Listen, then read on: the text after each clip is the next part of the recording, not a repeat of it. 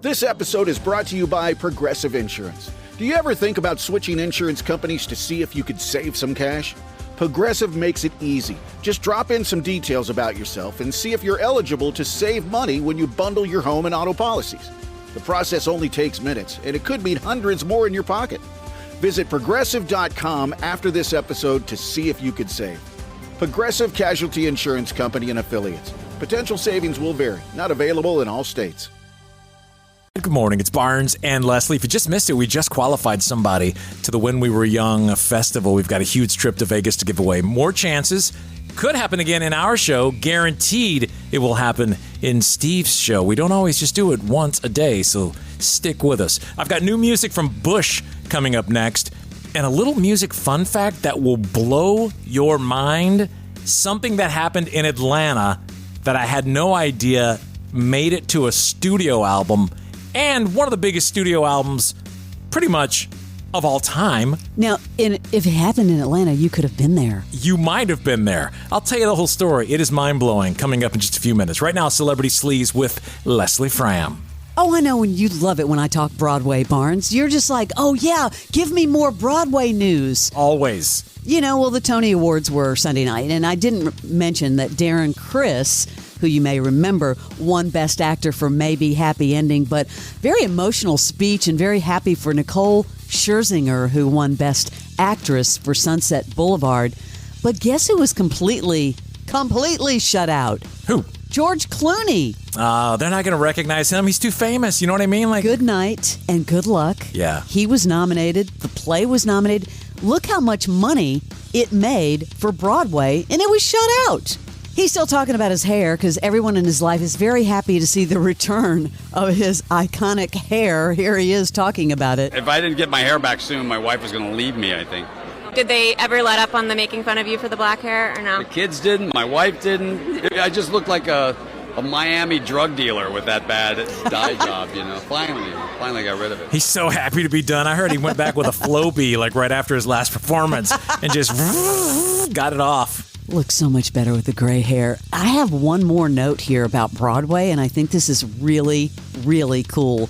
I love the actor John Bernthal. He was in The Punisher and now in The Accountant and The Accountant 2. He and Ebon Moss-Bachrach from The Bear are going to be in Broadway. Guess which movie they will do that will be adapted into a Broadway play? Remember Dog Day Afternoon? With Al Pacino? From the 70s? Yes. Wow. Yes, this is unbelievable. John Bernthal will play Sonny, and Ebon Moss will play Sal DeSalvio. Are they big enough stars to pull off a remake of that? Oh, yeah. Yes, they are. Wow. Totally are. And I did watch The Accountant 2. Barnes, you got to get on this Accountant. You first of all, watch The Accountant, Ben Affleck. Dude, I'm so far behind. And John Bernthal, and then watch The Accountant 2. I feel like I saw the first one. How many years ago was that? 2016, but I have to say, I went back and watched it again because I wanted to get set up for the 2, because I had totally forgotten about it. So go watch it, Barnes. All right, what does this say about their relationship? I think it's actually kind of sweet. Chris Martin ending a show in Vegas recently, and at the very end, gives a little shout out to Dakota Johnson's new movie. What? Yeah. Thank you so much, everybody. Be kind to yourself. Be kind to each other. Don't forget to see Materialist.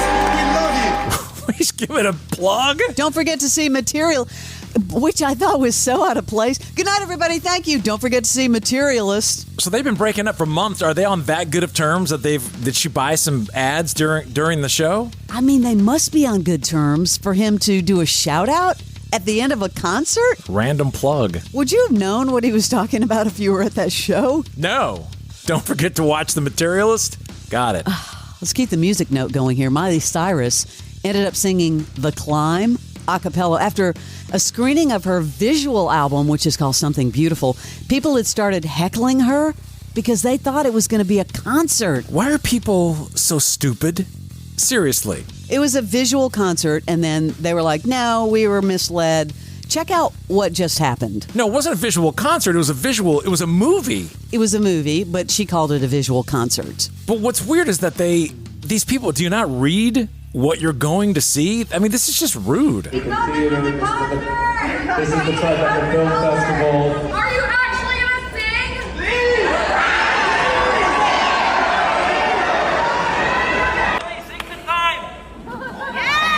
You have to start it. I mean, that's just obnoxious. These people are It's awful. interrupting like the director, whoever that is, but then she obliges. It's awful.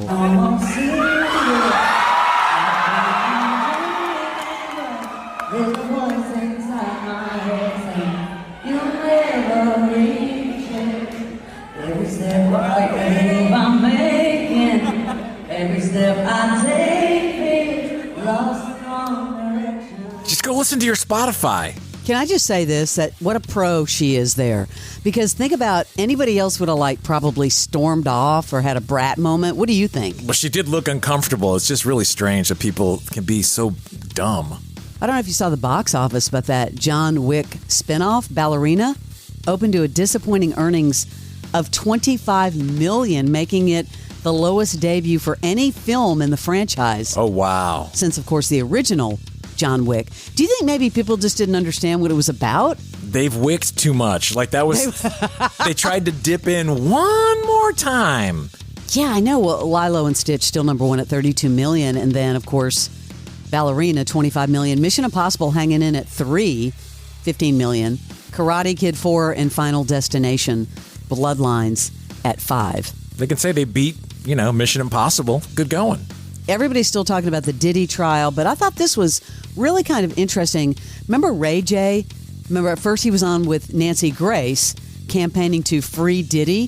Here he is now on Piers Morgan defending the freak-offs. What? Ray J is the guy who made the sex tape and made Kim Kardashian famous. Yes. That's the guy. Yeah, that guy. He was on TMZ saying that, like with a straight face, that Diddy was going to get acquitted. Yeah, he did. And now he's defending the freak-offs. We need to cancel Ray J. Did you ever attend the freak-offs, these infamous freak-offs? Well, I attended a lot of parties with Diddy, but there was never a freak-off. Like, even the word freak-offs, right? We've never used that term whenever we went to a Diddy party. A Diddy party was where most people couldn't get in. And the top of the top, the A-listers, are out on the scene, and if you don't have the proper invitation, or if you're not one of the who's of Hollywood, it's impossible to get in. Whatever door they're talking about, the freaky door, I never got an invitation, never knew it existed. And I feel like in my world that I'm in, and I like to party and have fun, at least I would have got an invitation. Wow, sex tape royalty, they don't even get the invite to the freak-off. Dude. In another awful trial, can I just say Harvey Weinstein's team wants the jury to believe he's a scapegoat of the Me Too movement. Yeah, they were saying that the three women that are accusing him, obviously, of rape is part of a consensual and transactional relationship. Quote, if this guy wasn't Harvey Weinstein, would he ever even be here? And, of course, the DA's like, no, it's not because the defendant is Harvey Weinstein. It's because he raped 3 people. But they're saying, Barnes, even if he is found guilty or not guilty, he's still going to stay in jail, which he should. Woo! And I feel really bad about this story, the legal battle that has broken out over Jimmy Buffett's estate, the $275 million estate with his wife and the accountant. This accountant apparently is said to her, because she gets this $2 million annual trust, and he told her, this is really rude, to consider adjustments to her lifestyle or sell her own assets to make up the difference. That was rude. This guy needs to go. The co-trustee of her husband's estate allegedly acting against her best interests. Yikes. That is your Celebrity Sleaze.